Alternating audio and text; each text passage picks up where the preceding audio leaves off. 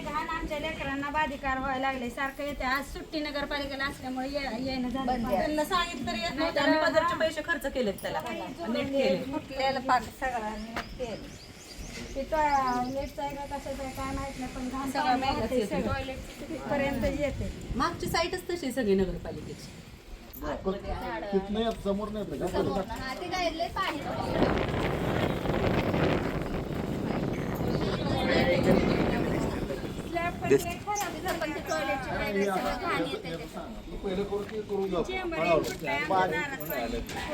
आणि ह्याचं पाणी घाण सगळं खाली येतं. हे वरचंच पाणी नगरपालिकेचं बाथरूम.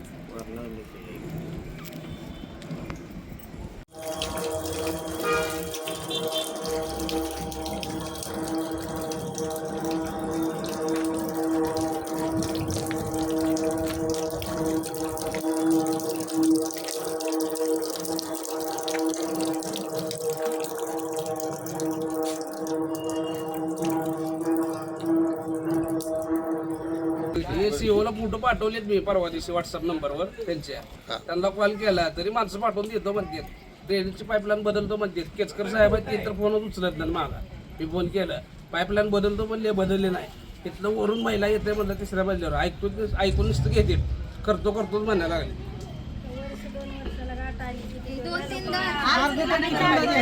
आम्ही जातो येतोय आमच्या जसं बांधकाम केलं तसं आणि घरात सगळं पाणी म्हणजे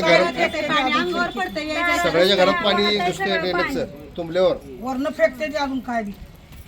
आपण बघत आहात की पंढरपूर नगरपालिकेच्या शौचालयाचं पाणी हे पाईपलाईन उघड्या असून फुटलेले असून हे सगळं मैल मिश्रित पाणी मैला ते खाली पडून लोकांच्या घरात सगळं पाणी जात आहे. इथल्या लहान लहान मुलं आहेत, त्या लोकांचे आजारी पडण्याची घटना या पंढरपूर नगरपालिकेच्या शेजारीच गडशी गल्ली परिसरात घडलेली आहे. या घटनेचा प्रथमतः मी निषेध करतो आणि पंढरपूर नगरपालिकेचे लोकप्रतिनिधी असतील, प्रशासन असेल, झोपलेलं प्रशासन आहे.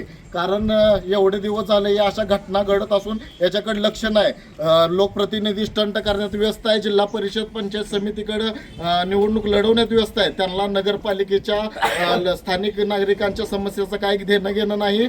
हे मैली मिश्रित पाणी जर लवकरात लवकर जर नाही बंद झालं तर इथला मैला आणि घाण पाणी नगरपालिकेच्या लोकप्रतिनिधींच्या प्रशासनाच्या दारात आणून टाकल्याशिवाय आम्ही राहणार नाही.